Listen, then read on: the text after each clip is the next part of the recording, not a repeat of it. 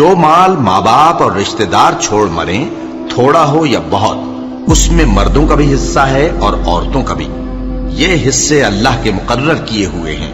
اور جب میراث کی تقسیم کے وقت غیر وارث رشتہ دار اور یتیم اور نادار لوگ آ جائیں تو ان کو بھی اس میں سے کچھ دے دو اور ان سے معقول بات کہو۔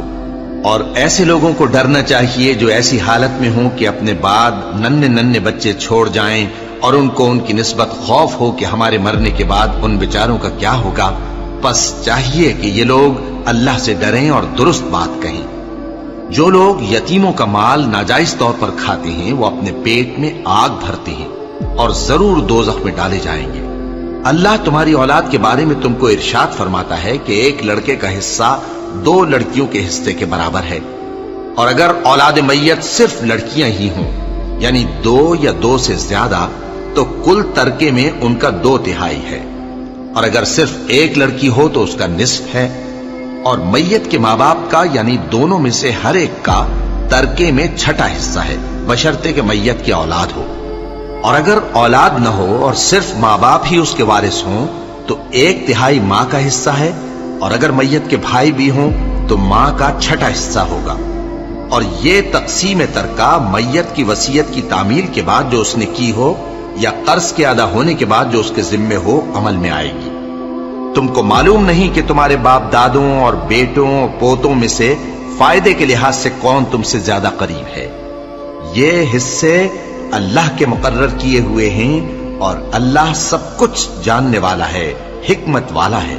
اور جو مال تمہاری بیویاں چھوڑ مریں اگر ان کی اولاد نہ ہو تو اس میں سے نصف تمہارا ہے، پھر اگر ان کی اولاد ہو تو ترکے میں تمہارا حصہ 1/4 ہے، لیکن یہ تقسیم وصیت کی تعمیل کے بعد جو انہوں نے کی ہو یا قرض کے ادا ہونے کے بعد جو ان کے ذمے ہو کی جائے گی۔ اور جو مال تم مرد چھوڑ مرو اگر تمہاری اولاد نہ ہو تو تمہاری بیویوں کا اس میں 1/4 حصہ ہے، پھر اگر تمہاری اولاد ہو تو ان کا 8واں حصہ ہے۔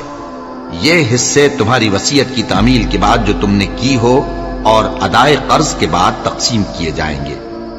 اور اگر ایسے مرد یا عورت کی میراث ہو جس کے نہ باپ ہو نہ بیٹا مگر اس کے بھائی یا بہن ہو تو ان میں سے ہر ایک کا 6واں حصہ ہے، اور اگر ایک سے زیادہ ہوں تو سب 1/3 میں شریک ہوں گے۔ یہ حصے بھی بعد ادائے وصیت و قرض بشرطے کہ ان سے میت نے کسی کا نقصان نہ کیا ہو تقسیم کیے جائیں گے۔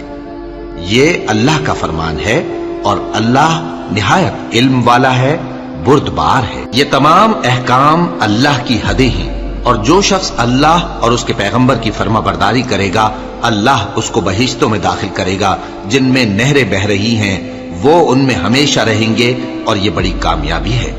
اور جو اللہ اور اس کے رسول کی نافرمانی کرے گا اور اس کی حدوں سے نکل جائے گا اس کو اللہ دوزخ میں ڈالے گا جہاں وہ ہمیشہ رہے گا، اور اس کو ذلت کا عذاب ہوگا۔